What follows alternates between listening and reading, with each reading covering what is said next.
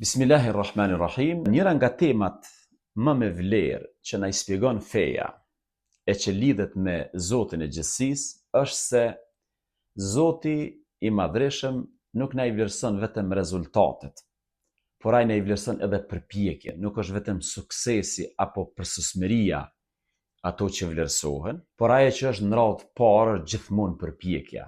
Në disa profet që do të paraqiten para Allahut në ditën e gjykimit, nuk do të kenë pothuajse asnjë ndjekës.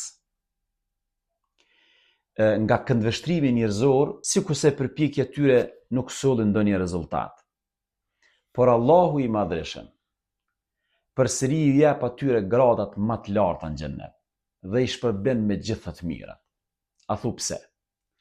Sepse Allahu e vlerëson përpjekjen e tyre, mundin e tyre dhe këmbguljen e tyre, insistimin e tyre për ta çuar fjalën e Zotit në vend.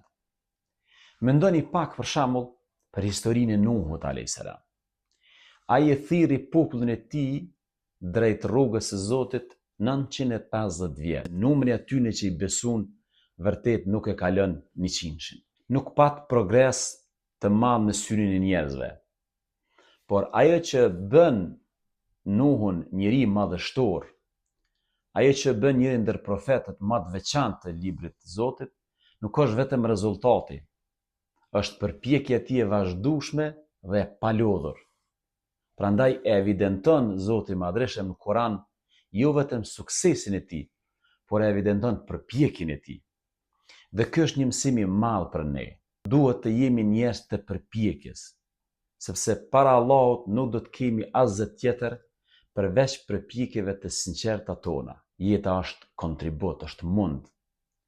Kur njeriu ka një qëllim dhe përpiqet për të, jeta merr kuptim. Dhe kur jeta merr kuptim, ajo jetë sjell lumturi. Por kur nuk ke qëllim dhe kur nuk ke përpjekje, është vështirë ta djesh dikon kënaqësinë e vërtetë. Sepse shumë thjesht, njeriu është i krijuar për përpjekje. Allahu i Madhreshëm në Kur'an thot dhe se përpjekja e tij do të shihet. Pra, do të shihet ku? Do të shihet edhe në këtë botë, mirë po veçanërisht do të shihet në ditën e gjykimit, kur dalim para Zotit Madhreshëm.